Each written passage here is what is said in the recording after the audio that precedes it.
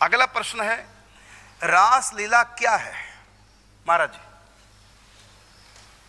अगर इसका तो एक शब्द में तो व्याख्या नहीं किया जा सकता, फिर भी आपकी आशीर्वाद हो तो 2-4 शब्द तो मैं हाँ कह दूं। बिल्कुल। ये है एक प्रकार से साधारण जगत को समझाने के लिए आत्मा परमात्मा के मिलन है। मतलब हम लोग जो समझते हैं ये स्त्री पुरुष नर नारी की ये क्रीड़ा है, लेकिन ये नहीं। ये है आत्मा परमात्मा के मिलन। ये रास कब मिलता है? जीव को जीव जब साधन करते करते बिल्कुल उच्च तुरीय अवस्था में पहुंच जाता है, अर्थात इसकी सारी कलमश नष्ट होकर के केवल प्रेम भूमिका, प्रेम की ऊपर भी जो स्तर है उसमें जब पहुंच जाता है तब जाके इसको प्राप्त होता है।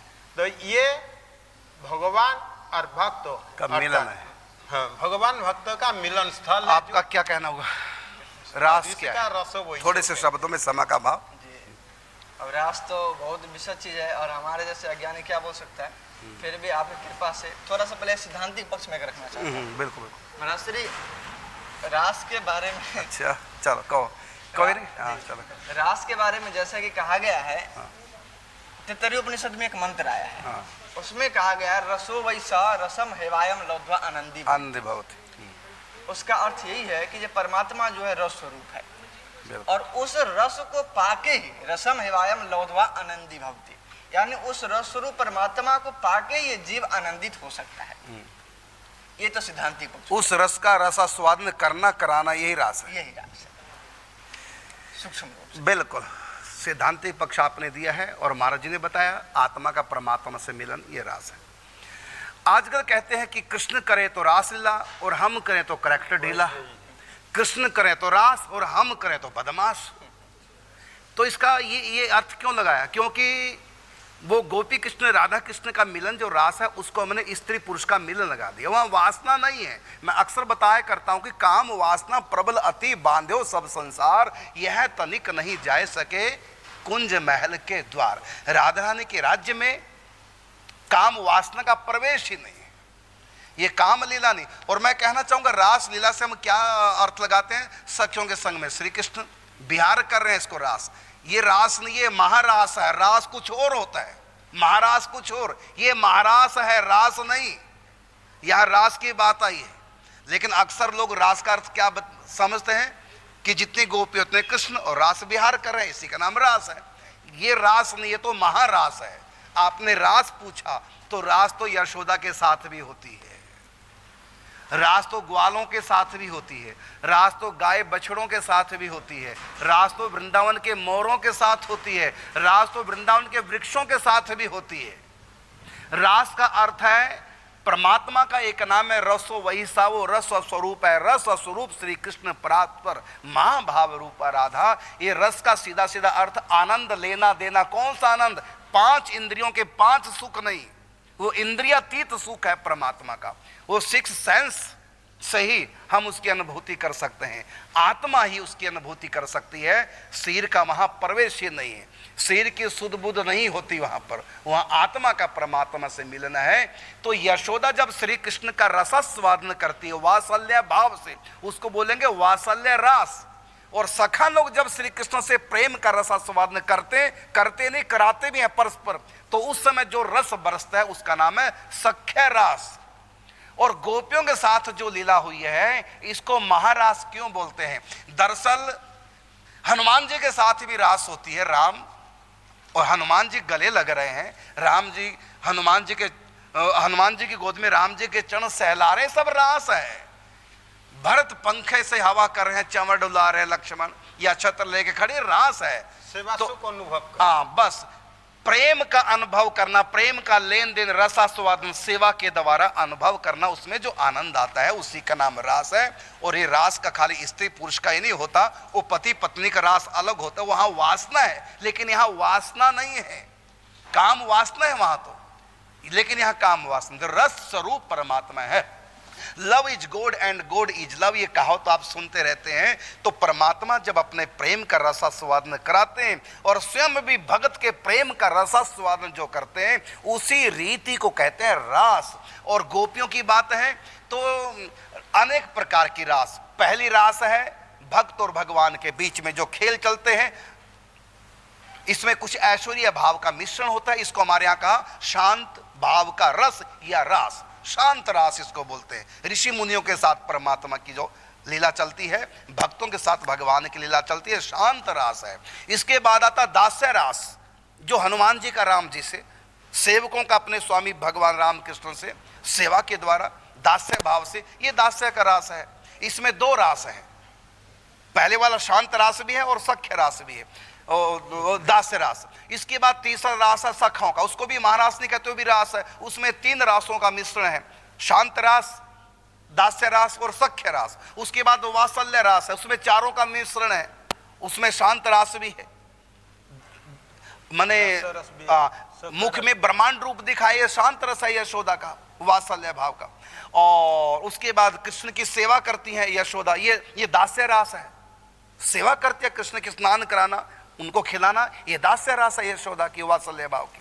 और इसी प्रकार कृष्ण के साथ खेलती हैं, हंसी हंसाती हैं, तो ये रास है सख्या का रास। माँ सखा भी अपने पुत्र की, लेकिन माँ पत्नी नहीं हो सकती। लेकिन यहाँ गोपियों का देखो, इसलिए महारास कहा कि 5 प्रकार के रास होते हैं। तो दासों भक्तों के साथ 1 रास, दासों के साथ 2 रास, और सख्या रस के साथ 3, और मैया के साथ 4, और गोपियों के साथ 5वां भी वह श्रृंगार रस का रास, बिना वासना के श्रृंगार रस का रास। तो वहां 5 रस हैं। तो जहां हर प्रकार के रस का समूह हो, उसको कहा गया है महारास। तो इन 4 को महारास नहीं कहा, 4 को कहा रास। और जहां ये 4 भी और 5वां उज्ज्वल रस, जहां प्रेम का सर्वोपरि सुख होता है, तो वो जो रास है, तो 5 रास जहां मिल जाए, रसों का जहां समूह 5 के 5 हो जाए, उसको बोलते हैं महारास। लेकिन हमने महारास क्या मान लिया? स्त्री पुरुष का मिलन।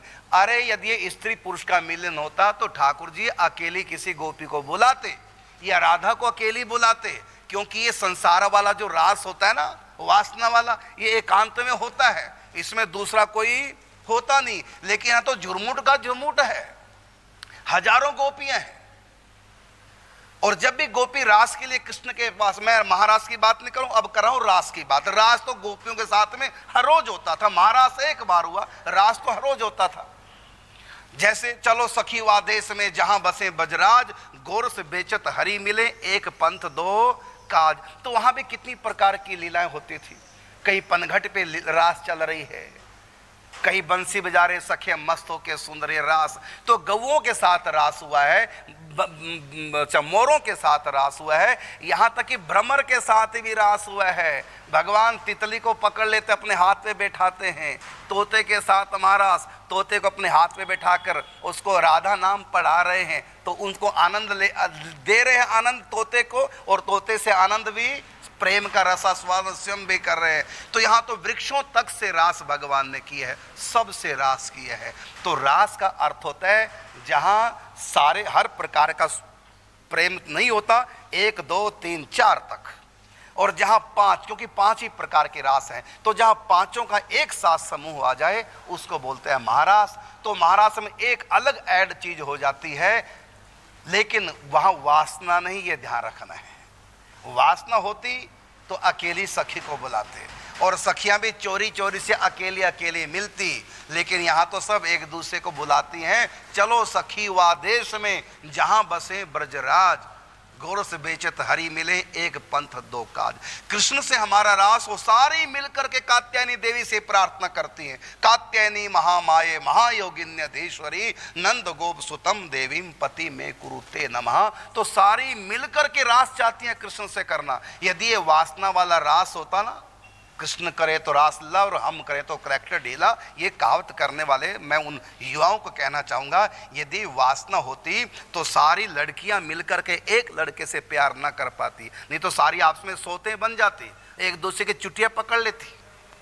तू कैसे आ गई? तो मेरा बॉयफ्रेंड है, तू बीच में कैसे आ गई? भगवानों की शब्द प्रयोग, भगवान शब्द प्रयोग। हाँ बिल्कुल, ये भगवान है। और दूसरी बात है कि ये कैसा भगवान जो इतनों से प्यार करता है। अरे वो भगवान है तभी सबसे प्यार करता है। मनुष्य सबसे प्यार कर ही नहीं सकता, ना उसका अधिकार है और ना उसकी समर्थ है।